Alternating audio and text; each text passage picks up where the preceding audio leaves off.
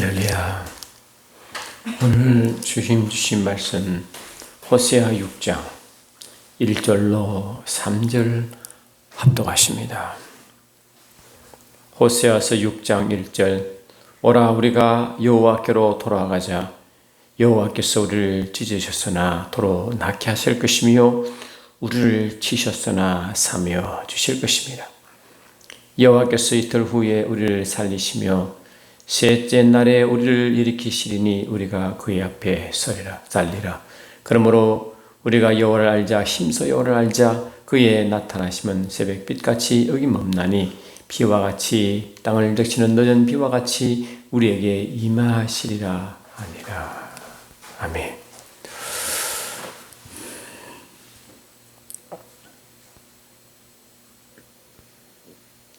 여러분, 주님이 언제 재림하실 것 같습니까?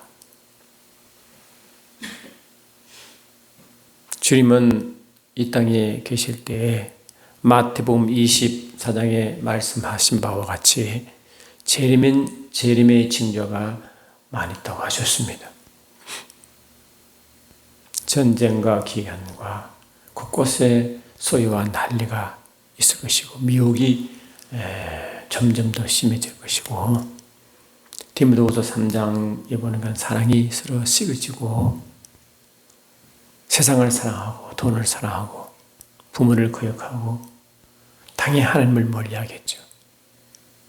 근데 결정적으로 주님 언제 오시느냐?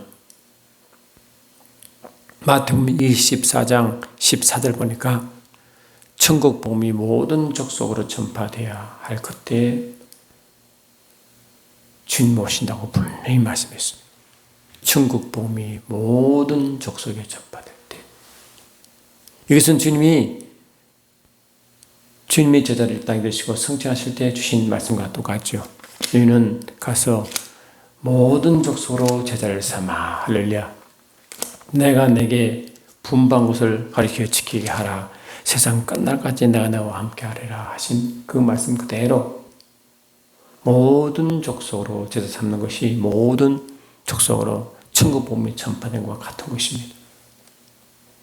그때는 이사야 선지자가 예언한 바와 같이 모든 온 열방이 하나님을 아는 지식이 충만할 때, 하박국 선지자가 말한 것처럼 물이 바다 터분같이 여호와의 영광을 인정하는 것이 온 무리에 충만할 때, 그때 오신다고 했습니다. 여러분, 이제 천국 복음이 전파되지 않는 족속이 얼마 남았을까요? 얼마 남지 않습니다. 선교학자들의 의견에 따르면 곧 오신다고 했습니다. 그냥 그 모든 족속으로 제자 삼는 그것이기 때문에. 그런데 동시에 우리가 또 무엇을 바라봐야 되냐니까 모든 열방이 하나님 영광을 인정하고 하나님 지식이 충만한 것이기 때문에 그런 측면에서 보면 아직까지 조금 그런 것 같습니다. 여하튼 주님은 그 때와 그 시를 알 수 없다고 그랬어요. 오직 아버지만 아시고 성령을 통해 우리 그 진리를 알게 하시는 것입니다. 그 일을 감당하도록 처음 선택받은 민족이 누굽니까? 그것은 이스라엘이죠.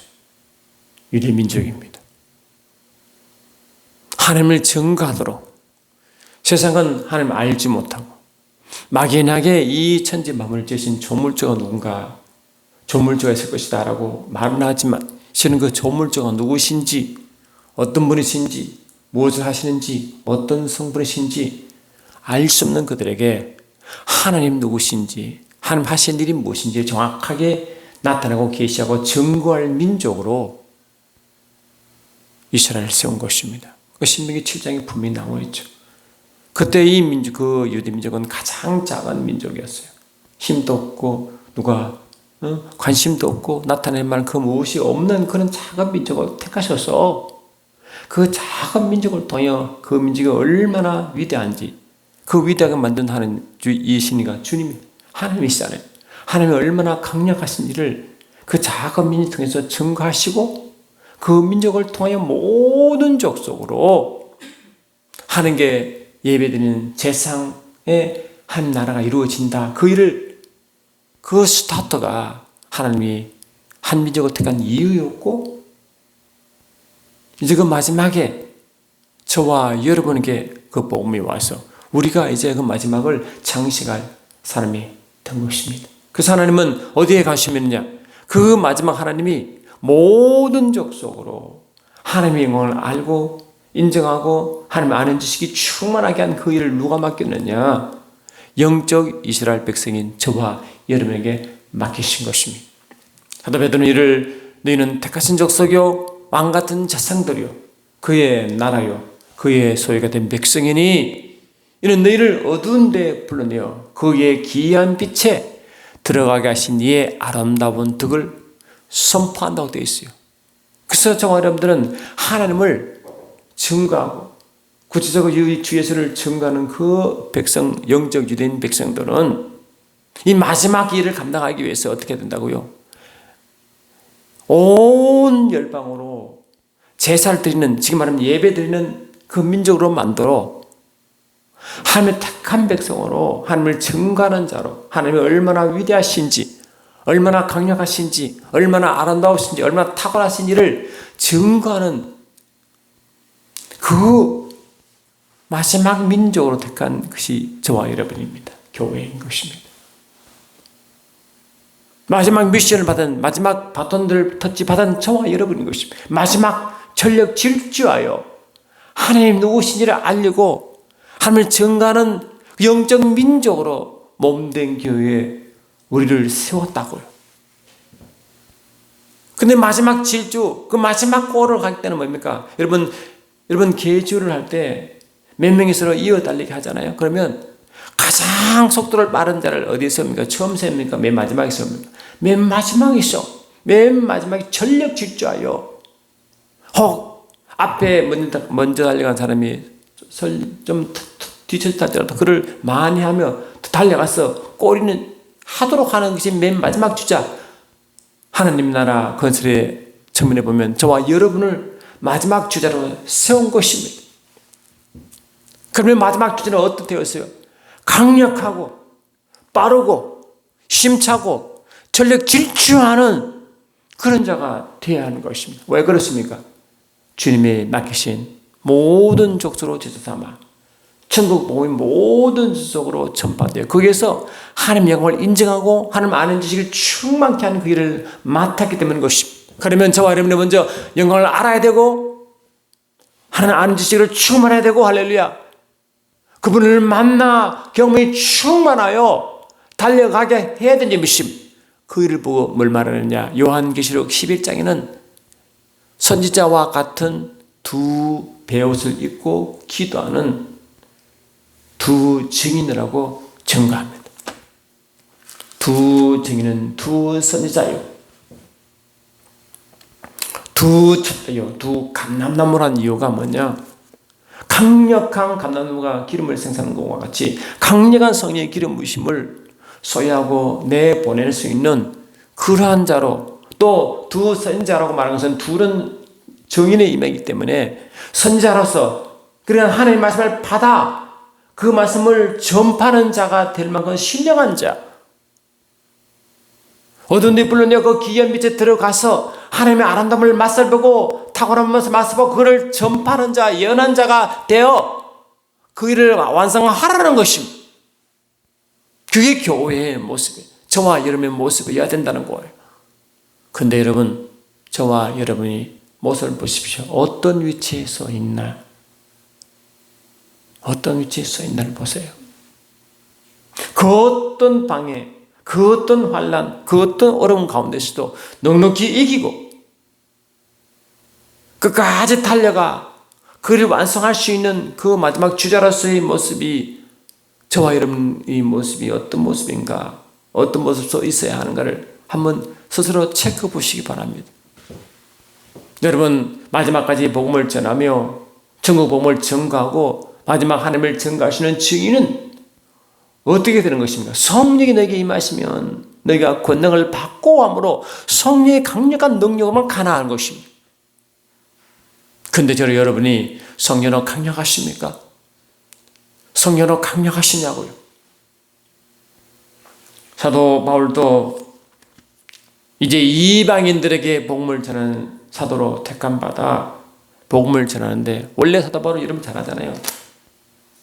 주님과 그 몸된 길을 핍박하는 자였죠. 그 앞자리에 서 있고, 스데반 집사가 돌침을 당하여 순교할 때도 돌치는 무리의 옷을 관리하며 옳습니다라고 가편 투표를 던진 자가 이 바울이었어요. 근데 예수를 만나고 성령을 받고부터는 180도로 변화요. 예수를 위해 목숨 그런 자가 되었잖아요. 성령께서 그렇게 하신 거예요. 성령께서 생각이 다 바뀐 거예요. 그래서 빌립보에 보니까 예수 그리스도를 아는 지식에 비하여 자기가 아는 지식이 갖고 있는 그 모든 배경이 배설물 같을 정도로 하찮은 것이었고, 어쩌면 복음을 전할 때 아무짝에 쓸모없는 세상의 것이었거든. 그래서 이 배설물처럼 여기고 오직 예수를 아는 지식으로 질주했다고. 비록 바울이 육체적으로 그렇게 헤라클레스와 같이 강력한 자가 아니었어요. 고린도서 2장을 보니까 이렇게 소개하고 있습니다. 2장 3절 보니까 내가 너희 가운데 거할 때에 약하고 두려워 심히 떨었노라.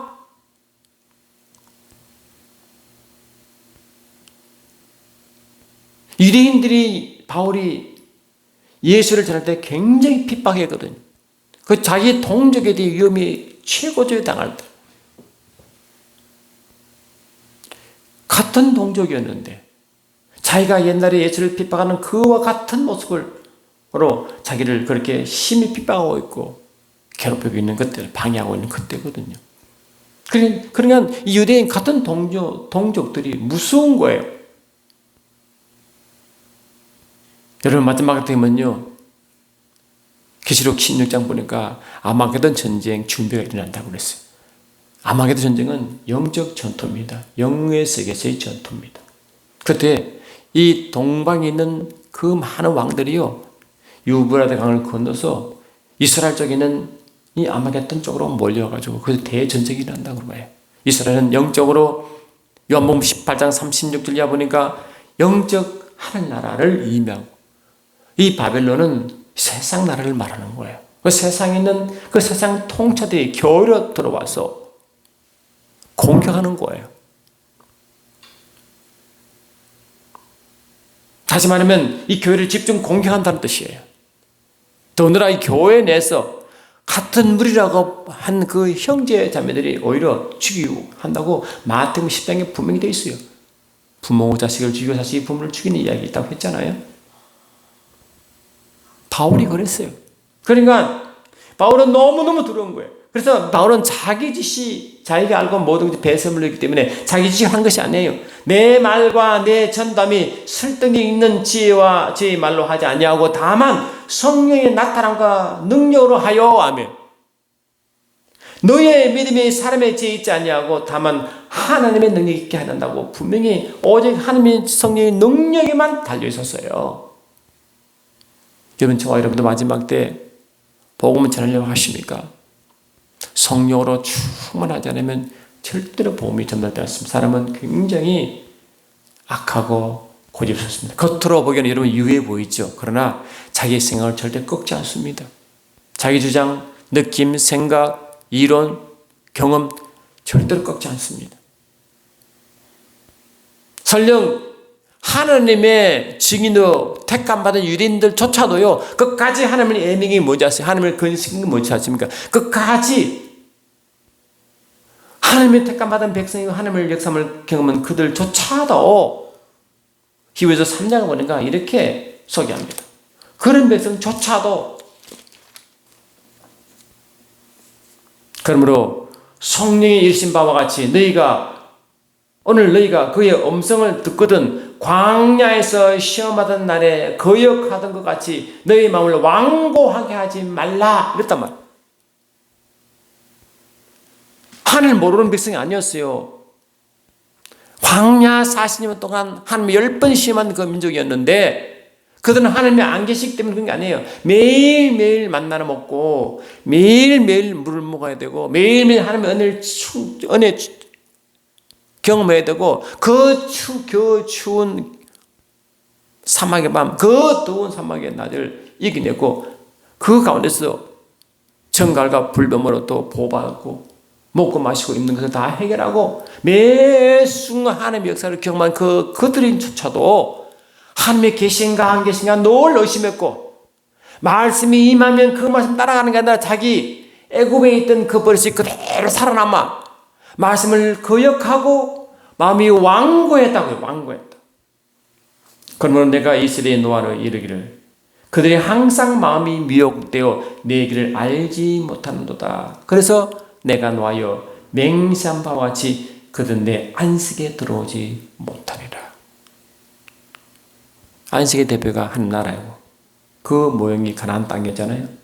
그들은 가나안 땅에 다 못 들어갔죠. 안식에 이르지 못했죠. 하나님 품속에 들어가지 못했죠. 그렇게 경험을 많이 했었단 말이죠.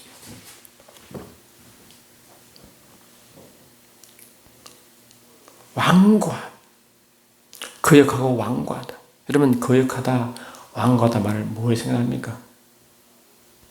구약시대의 역사에 보면 다윗 왕이 하나님이 그 나라 왕이 되기 전에 사울 왕을 세웠잖아요.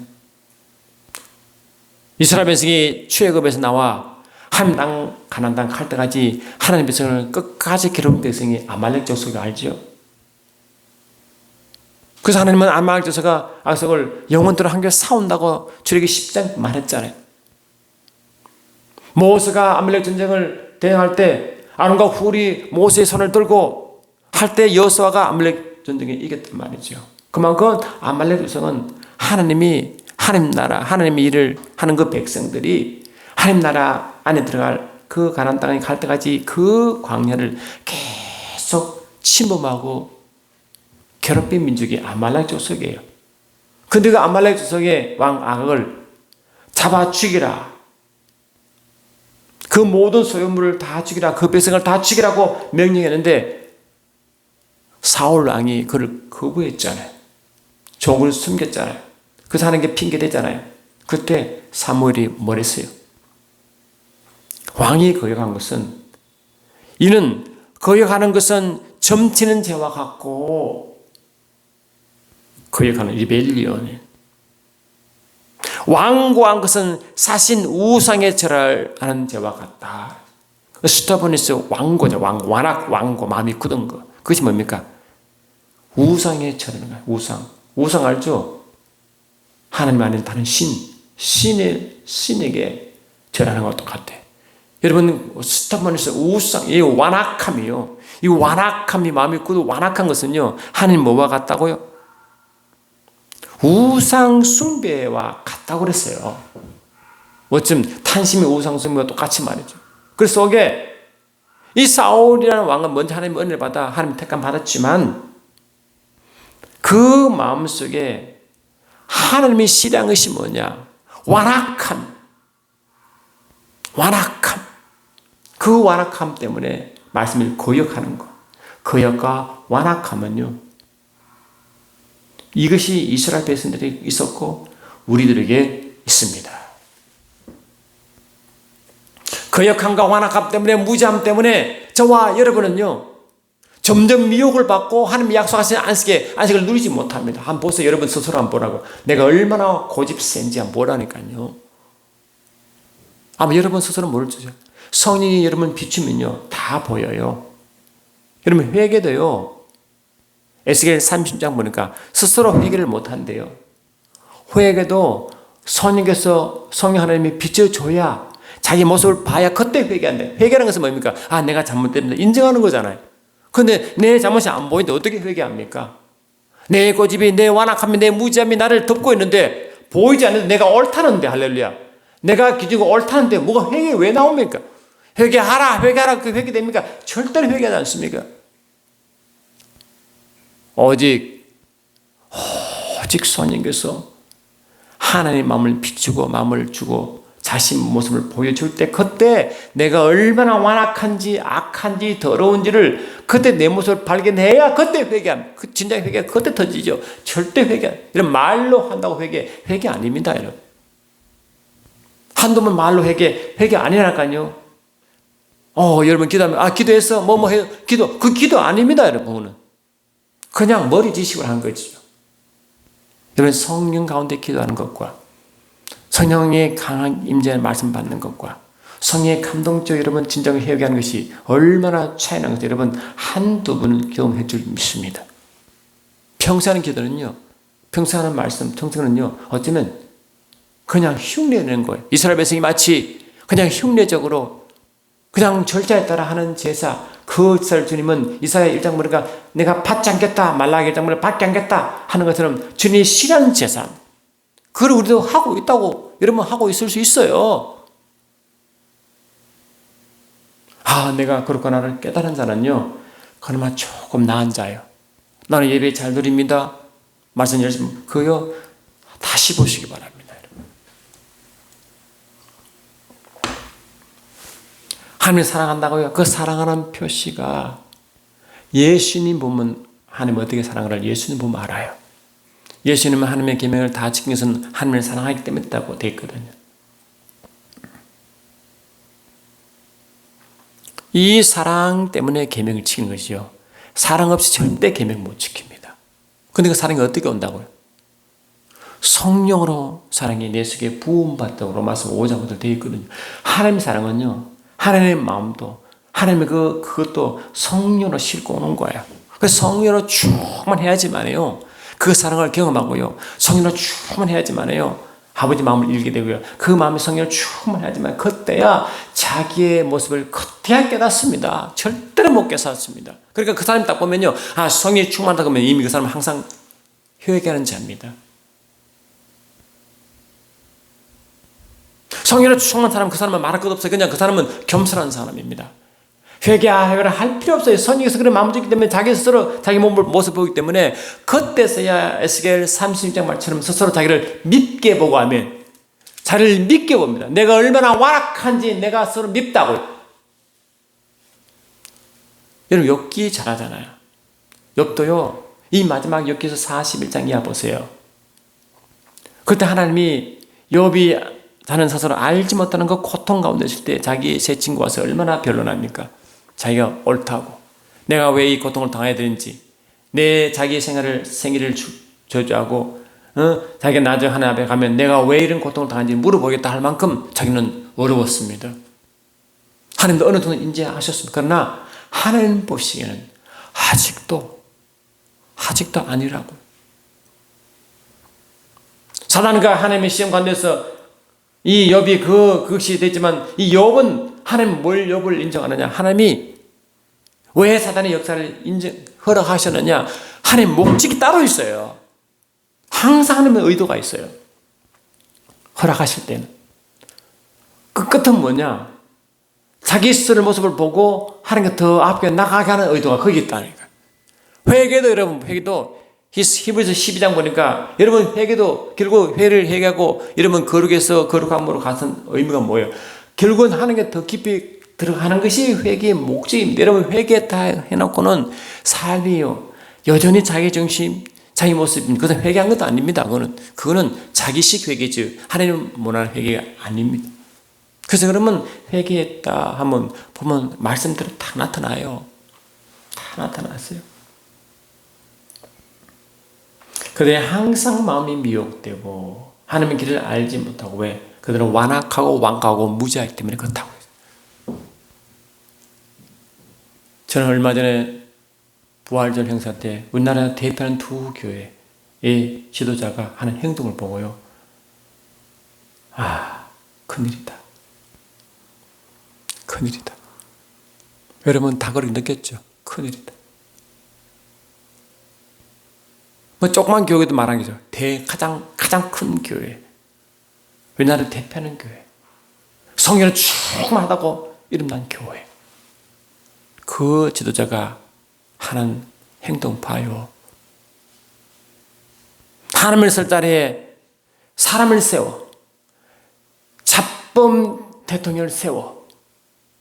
하나님을 대체하는 그 자리에 세워. 하는 거 봐요. 봐도 아무 느낌 없는 성도가 많이 있을 것 같아요. 그거 보고 마음 아파하지 않으면요, 미안하지만 여러분 성령 충만하지 않습니다. 그거 보고도 아무 느낌이 없으면 여러분 기도하는 사람이 아닙니다. 그보다 아직 아무 것이 없으면 미안하지만 여러분, 마지막 천국 복음을 전하는 주자로서 그 일을 감당하지 못하고 있습니다. 하나님 말씀은요, 양날선보다 더욱 예리하기 때문에 그 귀한 말씀을 딱 쓰면요, 그냥 분비로옵니다, 여러분. 히브리서 4장 12절이 양날선보다 더욱 예리하기 때문에 온 영과 혼과 골수와 관절 찌르는 그 쪼개 찌르는 그 분별력이요. 그래서 모든 피조물이 그 말씀 없으면 다 베개라에 드러난다고 했잖아요. 그렇게 된다니까요. 저는 무죄도 조금 보이는데요.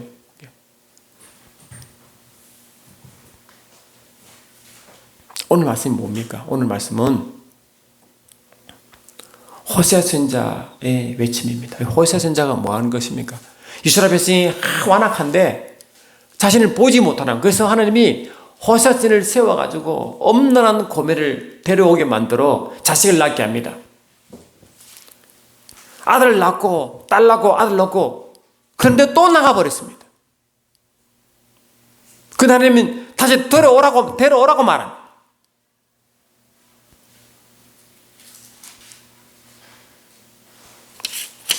호세아 4장 16절 보면요, 이런 말씀이 있습니다.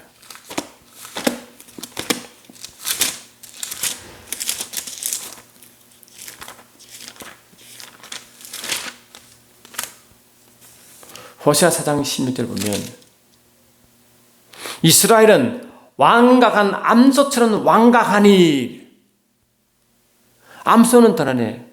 이사야서를 보면 황소의 힘줄 같고 이마에 놋과 같다 그랬어요.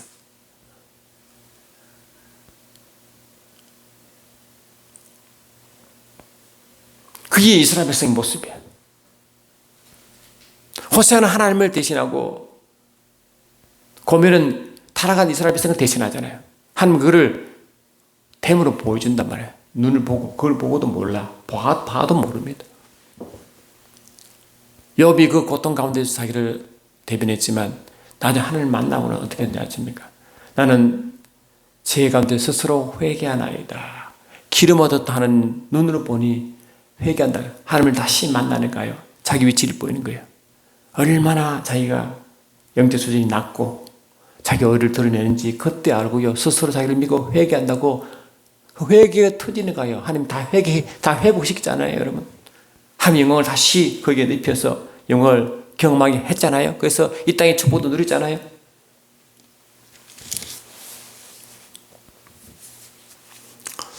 여러분 또 아마 성령으로 사는 사람은 하나같이 공통점이 있을 것입니다. 회개를 많이 합니다. 자기를 드러낼 것이 아무것도 없다고 말합니다. 내가 내세울 것, 내가 자랑할 것이 아무것도 없다고 말합니다. 이 땅에 자랑할 것, 내가 자랑한 것 아무것도 없다. 왜? 없어요. 왜? 여러분 예수 그리스도 아는 지식이 충분해 봐요. 내가 아는 지식이 얼마나 하찮고, 바울도 그렇게 했는데요. 내가 뭐 세상처럼 뭐 있다 이거요, 참 주님 앞에 아무것도 아닙니다. 뭡니까 그게? 우리의 만족은 내 세상에 내가 이러니까 해서 만족하는 게 아니라고 말했어요. 우리는요, 이 복음을 전하다 보면 바울은 자기 동족의 위험까지 앞서면서, 동족의 위험, 강의 위험, 바다의 위험, 도적의 위험, 환경의 위험, 굶주린 그 모든 가운데서도 항상 기뻐하는 이유가 뭔지 아십니까? 하나님의 관계에서 때문에 기뻐했어요. 그래서 고린도서 3장 6절에 보니까 우리의 만족은 사람에게 새사로운 것이 아니라 하나님께 온다고 분명히 선포했거든요. 저와 여러분의 만족이 진정으로, 내 만족은 하나님과 기쁜 관계에서 온다, 여기서 아멘한 사람은, 그 사람은 좀 성령으로 산 사람이고, 여전히 세상 기준으로 만족을 느낀 사람은 미안하지만 그 사람은 성의 사람이 아닙니다. 성이 그렇게 말하고 있잖아요. 여전히 세상 것으로 만족하고 자랑하고 나타내고, 미안하지만은 아직 아닙니다. 내가 다 죽고 또 죽어야 그때 아버지 마음 나타나지, 내가 살았으면요 절대로 이번 복음을 제대로 전할 수도 없고 증인될 수가 없다고 성경이 말하고 있잖아요. 성경이. 저는 말씀을 그것도 좀 깨달기 때문에 예수를 만나니까 내가 갖고 있는 게 부담스럽다. 솔직히 말로 내가 갖고 있는 뭔가 이게 부담스러워요. 그래도 그냥 그게 죄라는 걸 하지 않지만 그게 부담스러워. 왜냐? 가장 중요한 것이 하나님 복음인데 이거 외에 뭔가 붙으면 그게 부담스럽다. 부담스러워야 됩니다. 그게 정상입니다.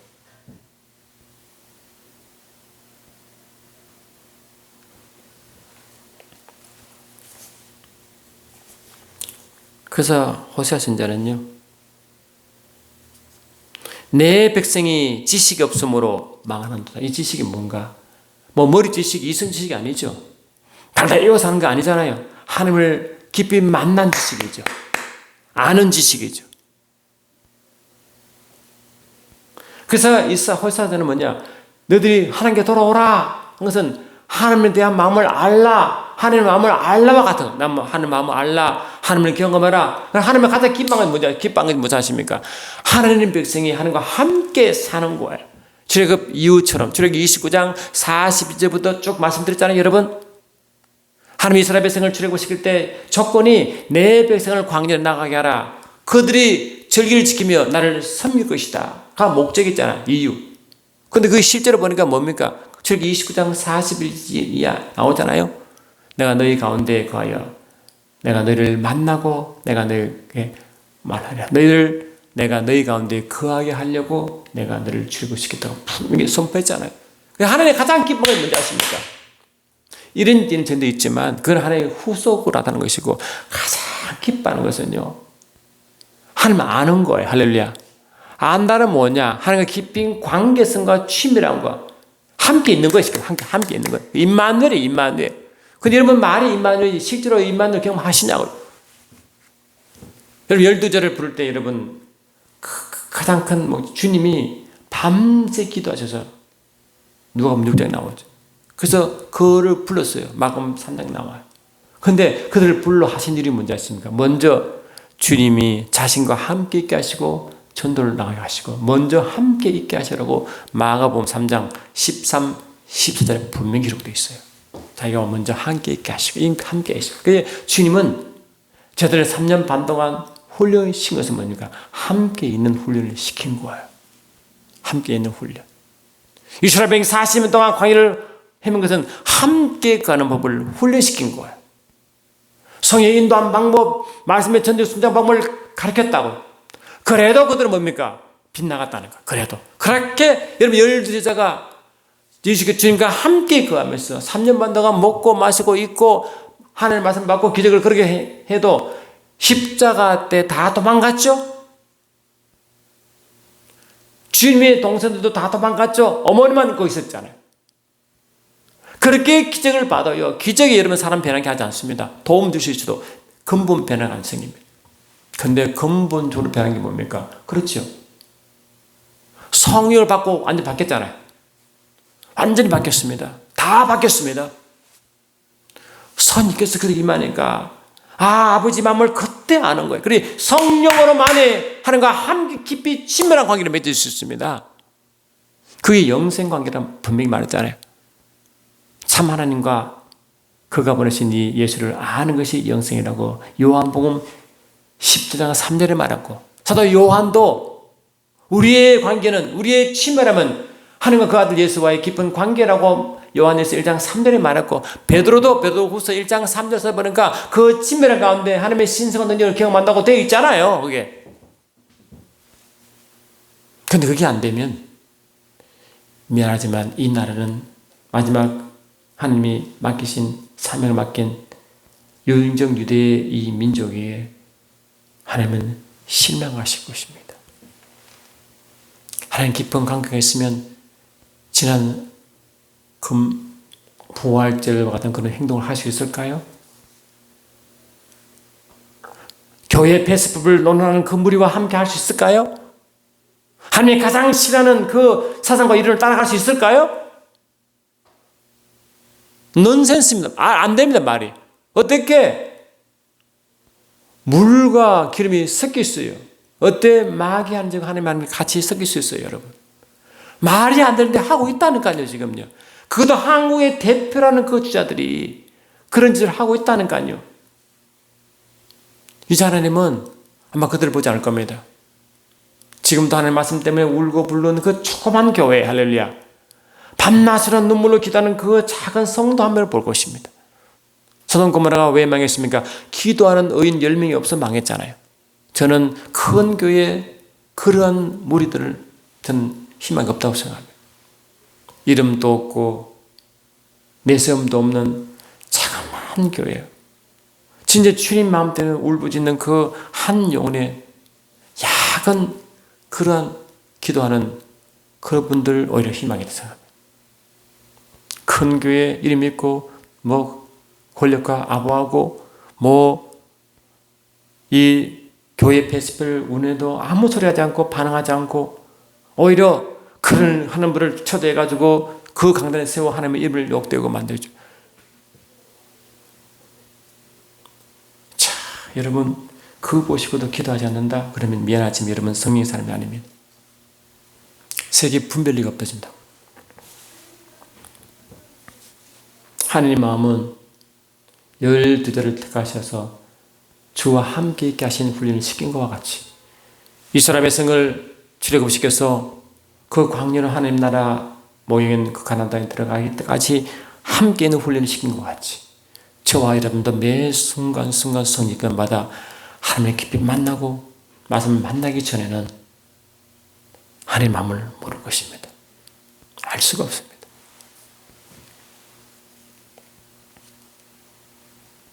아버지 마음은 우리가 잘 되는 겁니다. 디모데전서 2장을 보면 이렇게 있죠. 디모데전서 2장을 보니까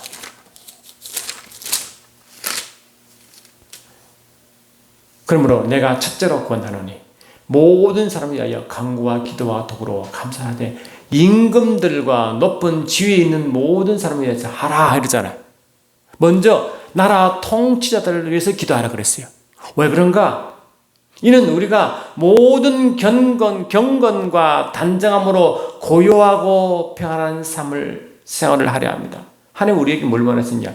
고요하고 평안한 삶을 원하십니다. Quiet and peaceable life. tranquil life. 그걸 원한다고 주님 우리 그걸 원하세요. 근데 여러분 지금 고요하고 편안하십니까? 엉망진창입니다 지금 여러분.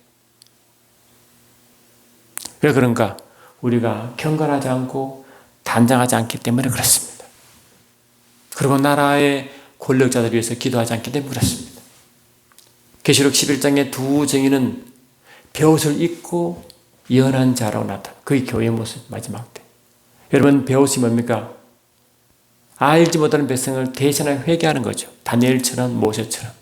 여러분 다니엘처럼 모세처럼 아직 알지 못하고 있는 그 백성들을 대신해서 회개하면 눈물로 기도하십니까? 대신 그들이 해야 할 기도를 회개를 여러분 대신 하시냐고. 나라와 민족을 위해서 나라 민족이 하나님께 저지른 죄 때문에 이 몸된 교회가 하나님께 저지른 죄 때문에 그를 대표하여 다니엘처럼 눈물로 벼서 있고 기도할 마음이 있냐고요. 그렇지니까 이 나라가 힘든 거예요. 공산사회주의 영이 있는 그들 따라가라. 교회도 같이 따라했고 그 자체를 몰라요. 아예 그 이스라엘 백성 출애굽하여 하나님의 첫 번째 원하는 게 뭐예요? 무교절기를 지내라 그랬죠. 6월절부터 일주일간 무교절기입니다. 이 무교절기가 뭡니까? 누르스킨 빵을 누르스키지 않은 빵을 먹는 거잖아요. 무교병을 먹는 거 아닙니까? 무교절기가. 그 무교병이 뭡니까? 순수한 빵이잖아요. 우리 말하면 순수한 말씀이죠. 하나님의 출애굽하자마자 뭘 훈련했습니까? 순수한 말씀 먹도록 훈련시켰어요. 그 순수한 말씀은 누룩이 섞여지 않은 말씀이에요. 그 누룩이 뭡니까? 인간의 생각, 사상, 느낌, 종교, 철학, 이런 인간의 지혜 모든 게 누룩이에요. 조상들의 전통까지 누룩이에요. 알지 못하는 하나님의 말씀은 오해한 그까지 누룩이에요. 그런데 여러분 이 나라는 사상과 이념의 누룩이 잡혀있는 말씀을 교회에서 먹고 있어요. 목회자를 먹고 있어요. 그를 선포하고 있어요. 지난 부활절 행사니 그런 무리도 아닙니까 여러분? 그래도 회개하지 않습니다. 오죽하면 힘없는 아주 작은 교회가 눈물로 기도하며 글을 올리니까 많은 진실로 기도하는 사람들이 하나같이 탄식하며 기도하고 있습니다. 하나님은 그들에게 희망이 있습니다. 큰 그 희망이 없습니다. 권력자 미안하지 없습니다. 모든 권력은 하나님께로 출발합니다. 로마서 13장에 나오잖아요. 모든 권력의 출발은 하나님. 우리는 모든 출발이 국민으로 하지만은 그는 이제 현실적으로 해석을 했지 원래 모든 권세는 하나님께로 나옵니다. 각 사람은 위에 있는 권세들에게 복종하라. 권세는 하나님으로부터 나지 않으면 없나니 모든 권세는 다 하나님께서 정하신 바라. 그래서 이 권세자들이 뭡니까? 하나님께 주신 권세예요. 하나님께 나온 권세가 가기로 갖고 있는 거예요. 그러면 하나님께 나온 권세를 가진 사람은 그 권세가 출발이 하나님이니까 어떻게 살아야 됩니까? 하나님의 일꾼으로 하나님 사역자 마음으로 통치해야 되잖아요. 그래서 그들 위해서 세금 바친다고 로마서 13장에 쭉 나와. 그래서 그들에게 세금을 바친다고. 이 모든 자에게 줄 것을 주되 조서를 받을 자에게 조서를 바치고 관세를 받을 자에게 관세를 바치고 두려워할 자를 두려워 존경을 존경하라. 이 관세 세 바치는 것도 이들 하나님의 권세를 받은 자들이 하나님의 일꾼으로 하나님의 사역으로 일하도록 우리가 세금 누는 거예요. 월급 받는 그들이 월급 받는 이유도 이 일을 하자면 월급 받을 이유가 없어요. 했잖아요 이게. 너희가 조세를 바치는 것도 이로 말미암으니라. 그들이 하나님의 일꾼이 되어 바로 이 일이 항상 힘쓴다. 하나님의 일꾼이 되어 그 일꾼들에게 조세를 주는 거예요. 그런데 우리가 낸 조세 세금이 어디에 쓰입니까? 하나님의 일꾼처럼 사역자처럼 일하는 그들에게 줍니까? 그들이 뭐라고 써요? 하나님을 대적하고 있잖아요. 교회에 폐쇄법을 세우고 차별금지를 세워가지고 오히려 하나님이 정한 성법주를 거부하고 제3성도 인정하는 하나님의 선 윤리를 다 거부하는 그런 무리들에게 조세를 왜 바칩니까? 우리가 여러분 하나님 말씀에 쓰면요 저는 새벽에 가끔 깨는데 걱정이 돼서 깹니다. 나라 걱정이 돼서 이 나라가 어떻게 될 건가. 저희 나이는 어디도 그렇게 살지 몰라. 우리 후대, 우리 후손들, 우리 자식들 세대는요, 상상하기 어렵습니다. 노란 봉투법을 제정해가지고 기업이 도대체 기업할 수 없도록 다 회의로 빠져나가도록 만들어. 그러니까 결국 일자리가 없으니까. 일자리 없어 다 회의에 빠져나가니까. 그걸 누가 만듭니까? 노동운동가들이 올라가 대통령이 제거한 거 아닙니까? 그거 국회에서 만들어. 그런 짓을 하고 있어도 아무 소리 하지 않다고요. 나라를 망가뜨린 일을 해도 교회를 파괴신 일을 해도 가만히 있다고요. 그게 교회입니까? 온 세상에 천국 복음을 전하라고 우리 한국교회가 미국 다음으로 많은 성전을 보내어 하나님께 친절받는 나라가 어느 순간에 타락하여 이런 일이 있게 된 나라가 되었으니 하나님이 어떻게 보겠어요? 저와 여러분이 그런 자들 대신에 회개하지 않냐면 하나님의 소망이 없습니다. 우리는 하나님에 대한 그 어떤 것도 바랄 수가 없습니다. 그것이 뭡니까? 이스라엘 백성의 바벨론 포로 생활입니다. 안 깨달으니까 아무리 해도 안 깨달으니까 결국 하나님의 징계가 바벨론 포로입니다. 여러분 이렇게도 안 깨달으면 이 나라 이 민족은 바벨론 포로 생활을 지날 것입니다.